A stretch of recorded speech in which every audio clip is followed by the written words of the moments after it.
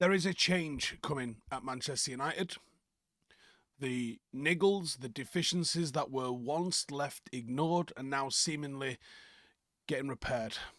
The differences between the Glazers and INEOS are night and day. Now, there's clearly some cost-cutting initiatives that have been put in place by INEOS, which have left some staff and some fans a little bit cheesed off.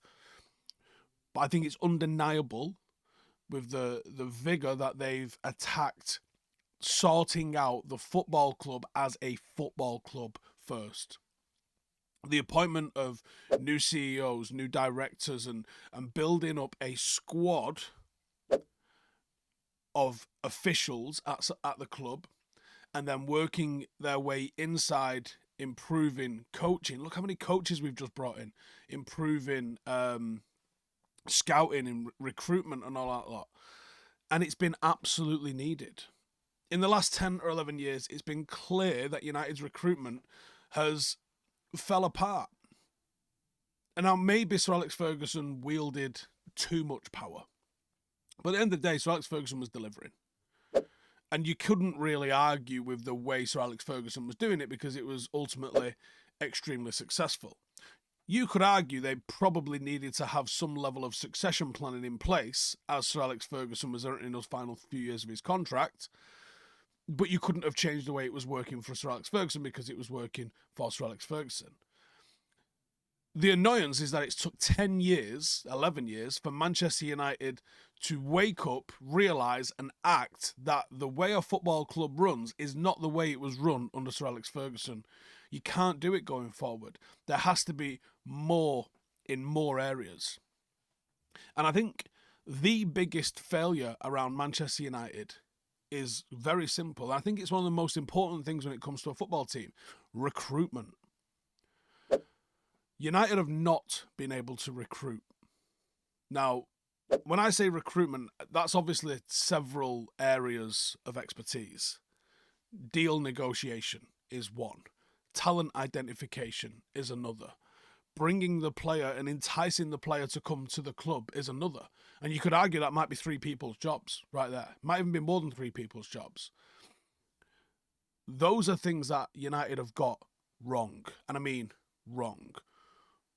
But what I see with INEOS, with Ashworth, with Wilcox, with Berrada, and now with Vivell, I'm seeing Manchester United putting in place a process. And I can explain to you how much of a disaster this recruitment has been. Because we all laughed and joked about how Erik ten Hag is the one that's signing our players for us over the last couple of seasons.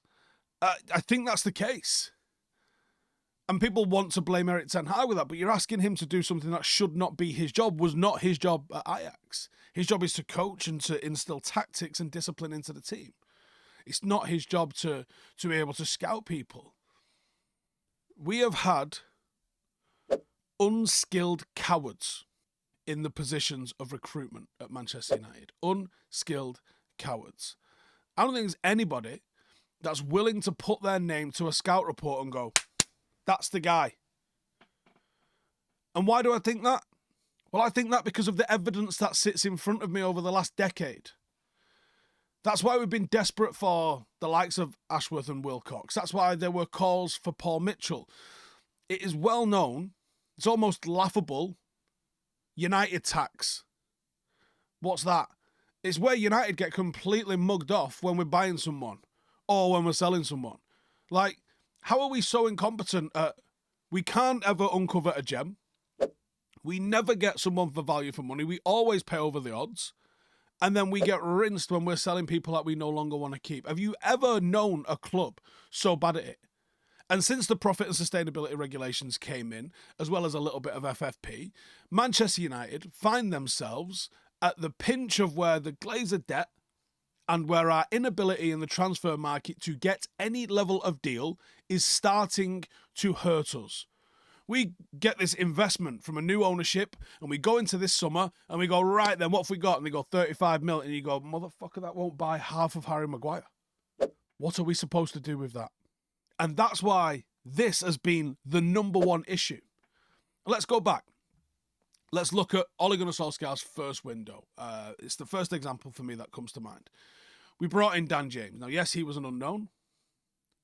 But when I tell you I saw his first game against Leeds and went, he is not a Manchester United player, that's exactly what happened. You can go back and look at my review of the Leeds game in Perth, where I say the exact things. That was the first time we saw him, and I went, not having him.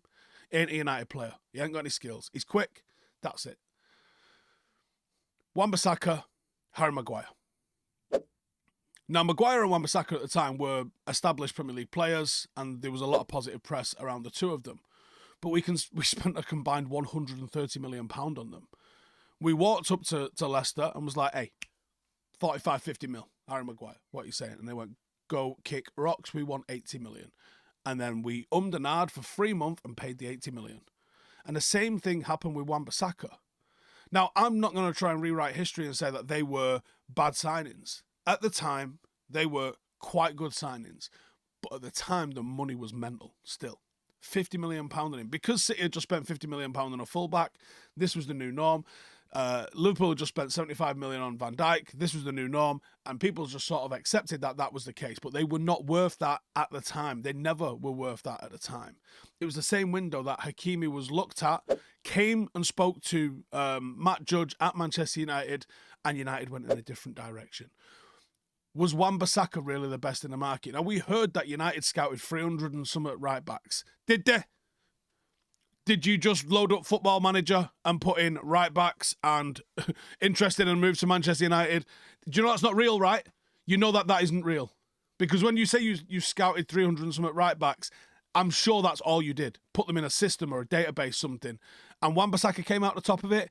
Not a fucking chance. There was no metric whatsoever. That was lies from the second it fell out of your mouth. There was no chance that was ever real. And the fact that, look, if you'd paid 25 million for Wan-Bissaka, that'd have been fine. 50 million brings with it stress for the player and pressure for the player. And also the fact that you could have probably signed 2 players for the 50 million that you spent on him. You know, how we managed to spend 50 million on that, I think I know why.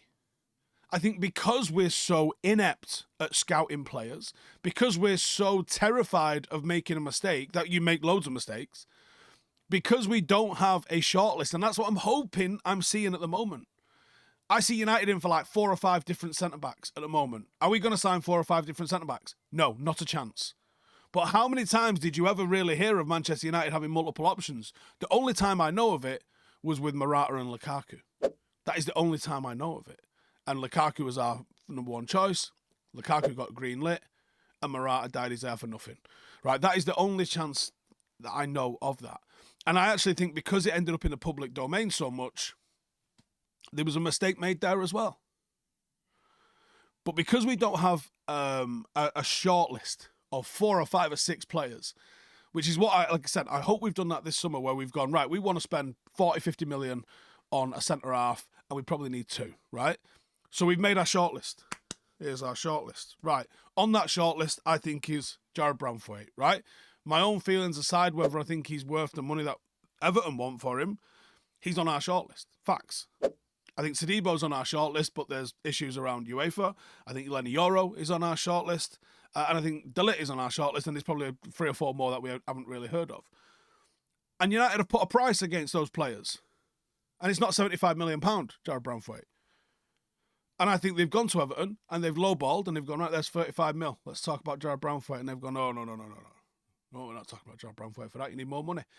And I hope Manchester United, not just because I don't really rate the player, but I hope for the public perception of what Manchester United negotiate like, I hope United go, oh, you don't want to do 35 mil? See in a bit. And then they move on to the next target. Because under the Woodward regime, Manchester United would have gone, whoa, what? 35 is all he's worth, pal. And in 3 months' time, we signed Jared Branthwaite for 75 million. I hope Manchester United have this shortlist in place now for every player. And we go, right, we want to spend about 40 million on a centre-half. And they start banging bids out. And you hear about us banging bids out. And you hear about us being turned down and turned down and turned down. And then when we sign a centre-half, we signed him for 35 mil. Because that's what we wanted to spend. Not because that's what Everton wanted us to spend. And I think that's where we went wrong. Leicester and Crystal Palace knew we'd put all our eggs in that basket. Wouldn't even surprise me if we came out and said, we want Harry Maguire as our number one target. We're not even looking at anybody else. Because that was the sort of shit that used to happen under the Woodward era. Harry Maguire, 80 million. Because we didn't have a plan B where we could try and tempt Leicester into selling him. And then we'll go buy over here. You let it be known a little bit. You know, there are reasons why some leaks come out in a positive sense. Let it be known you're looking at somebody else. We haven't really tried to take advantage of any clubs that require selling someone with a PSR, as far as I can tell. And on top of that, there's no strategy. And that's obvious. Why is that obvious? Well, let's look at the fact that we signed Anthony for 85, 90 million. 12 months after we signed Sancho for the same position for 73 million. Now, I know there's some stuff come out in the last couple of days, which is Sancho's basically said, I don't want to play on the right, I want to play on the left. Well, that still goes down to the strategy. If we sat down with Sancho and had a good conversation with him and planned it around him, you know, yes, he was successful on the left and on the right at Dortmund. If you just sat there with a strategy, with a 3 to 5 year plan of what this football club starting 11 is going to look like, when you bring Sancho in for 75 million, you've just locked off your right wing for the next 3 to 5 years. You shouldn't even be thinking about bringing anybody else in. But 12 months later, because we had no strategy, we have to bring Anthony in. And now you spent 160 million on one position and still don't have a starting right winger. What level of incompetence is that? And then go back to that window that we signed Sancho. Who did we sign? Sancho, Varane, Cristiano Ronaldo. We were absolutely over the moon at the time, and we should have been, because that was 3 great players. Some pedigree in Varane, who was genuinely good. Let's be honest, he was just genuinely not robust enough to play 50 games a season. Cristiano Ronaldo was relatively successful, but he did change the way we play. And Jadon Sancho, who never shown glimpses, but never really replicated the form that we saw at Dortmund. But what was the strategy in those signings? Yes, Cristiano was an absolute panic buy because he was going to Manchester City. And you have to roll with the punches on that one. But what was the strategy of Varane? What was the strategy of Jadon Sancho? And what was the strategy in allowing Erik ten Hag to panic buy Anthony for 80 million? Again, another panic buy because there was no strategy, right? Sancho's come in and said, listen, I don't want to play on the right, I want to play on the left. Okay. So the answer to that is to just accept that and just buy another player for 80 million. Or is it to have a conversation with the player, show him the spaces that he gets into, show him how he will be effective and a starter at Manchester United if he plays in this position? Maybe it's to look at moving Marcus Rashford over to the right-hand side to accommodate that. I don't think the answer is to spend another 80 million and ruin the balance of the team. Especially when you've already identified that that player is probably worth somewhere in the region of 30, 40 million. Because that's nuts. Every window, we spend big money on players that, I mean, who scouted that window? A 13-year-old who's played FIFA? He's like a Varane in 86, let's get him. Sancho's dead good. No thought as to how they fit into a system, no thought as how they fit into a team, and no thought into how to get a bargain out of them. And then you come to the present day window right here, right now. You shouldn't ever really be getting an Anthony Sancho situation with a director of football and a recruitment specialist that are working in conjunction with the manager to get a squad that can compete for multiple years and plays the sort of system that we're looking to do. With Berrada, Wilcox, Ashworth, can you ever really realistically see us spending 170 million on 2 players for the same position and not having either of them be a starter for us? Could you imagine? This summer we're after 2 centre-halves, a defensive midfielder and a striker. And I think we can make the case for probably another 3 players quite comfortable. I would say a winger, maybe one that can play left and right. I could say a number 8 in midfield as just another option. And I could say a full-back, and that could be right or left-back, whichever take you pick. You're not going to get 7 starters. And in fact, I think we're probably only going to get 2 starters out of the 4 players that we sign. I think some of them are going to be a little bit of future potential, and some of them are going to be a little bit just in the mix rotation players. But I think you need 15, 16 starting 11 players, if that makes sense. We're going to have to sell a few players before we get those 4 in. You have to sell quite a few players before you're able to get that entire new squad. Now, like Jim Ratcliffe's already said, United have spent around about the same sort of cash that Real Madrid have in the last decade. But look at the success of the 2 clubs in that time. And recruitment is the number 1 reason. Simple as that. We can't be as dumb as we've been in the last 10 years. The structure has to be in place. No more messing around. I'm excited for how this summer's going to go. I have looked into how I think the squad's going to shape up. That video will be coming out tomorrow. And it's not enough to compete just yet. But I'm hoping it's a step towards the right thing. And let's hope there's maybe a surprise or 2 coming from the academy as well, because, well, it's been good eating for us going to the academy of late. So let's continue that trend. That is who we are, and that's what we're about after all. But recruitment specialist, let's see what he's got, eh? Let me know your thoughts in the comments. I'll see you in the next one. Laters.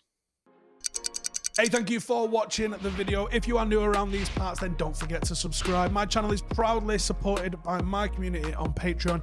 If you'd like to get a little bit of extra content, a Discord group, meetups, 5-a-side games, weekly podcasts, behind the scenes, and even an occasional bit of transfer news as and when I get it, then for the price of a pint, you can show your appreciation for the content that we make and get some goodies for doing so as well. Check the link in the description or click the button right here. You'll also find all of my socials here too if you want to follow me on any of those platforms. Nice one.